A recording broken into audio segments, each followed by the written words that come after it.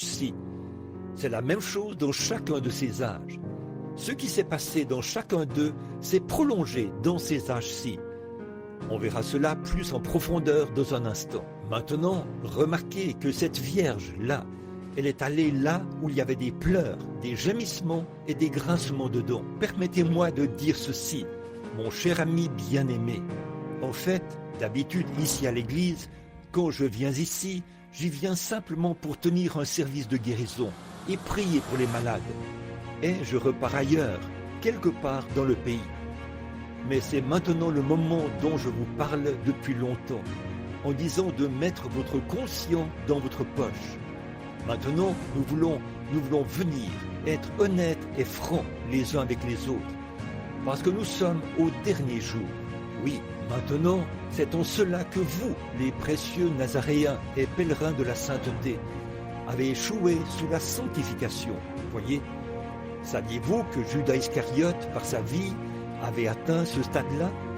Judas avait cru au Seigneur Jésus en tant que sauveur. Il l'avait accepté comme sauveur et il avait aussi été sanctifié. Il avait été sanctifié dans Jean 17, 17, quand Jésus a dit « Père, sanctifie-les par la vérité. Ta parole est la vérité. » Et il était la parole. Très bien. Dans Matthieu 10, ils ont reçu la puissance de guérir les malades, de ressusciter les morts, de chasser les démons. Ils sont allés dans toutes les régions du pays, ont chassé les démons et sont revenus en se réjouissant, en poussant des cris et en louant Dieu. Jésus leur a dit « Ne vous réjouissez pas de ce que les démons vous sont soumis, mais réjouissez-vous de ce que vos noms sont dans le livre de vie. » Pas vrai?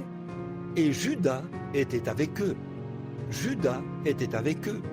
Et ça, c'était 1 an et demi avant que Jésus soit crucifié. Mais par la suite, quand est venu le moment de la Pentecôte, où Judas devait recevoir le Saint-Esprit et tout, il s'est montré sous son vrai jour. Il a renié Jésus et il est devenu un traître envers lui. Et c'est exactement de là que vient cet esprit. Il a continué chez Luther, Wesley, qui a amené cette église jusqu'à la sanctification par une vie vierge. Des gens purs, sans tache, saints, agréables, les meilleurs que l'on puisse rencontrer. Mais quand on en est arrivé à... Quand ils se sont mis à parler en langue et à recevoir le Saint-Esprit, les Nazaréens, les pèlerins de la sainteté, les méthodistes libres, ils ont alors dit « c'est du diable ». Et c'est à ce moment-là que vous avez blasphémé contre le Saint-Esprit et que vous vous êtes séparés pour toujours. Car quiconque parlera contre le Fils de l'homme, il lui sera pardonné. Mais quiconque parlera contre le Saint-Esprit, il ne lui sera jamais pardonné. Souvenez-vous, tous les disciples ont parlé en langue. Jésus-Christ est mort sur la croix en parlant en langue.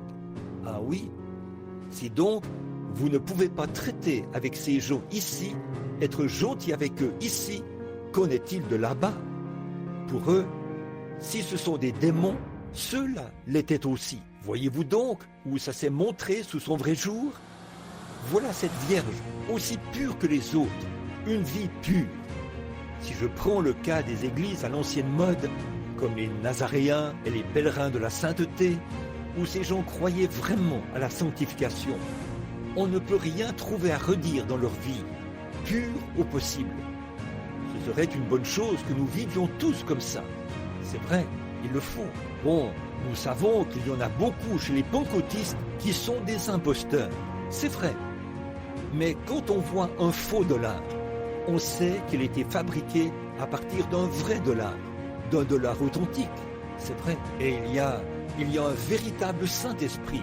Un véritable Saint-Esprit qui parle en langue et qui opère des miracles et des prodiges, et ce, depuis la Pentecôte. Il faut donc que nous ayons des imposteurs. Il faut que nous ayons une méchante femme qui n'est bonne à rien pour faire ressortir l'éclat d'une vraie femme. Il faut que nous ayons la nuit, les ténèbres profondes, pour montrer que la lumière du soleil est glorieuse. C'est vrai, il faut être malade pour apprécier la bonne santé. C'est l'âge-ci.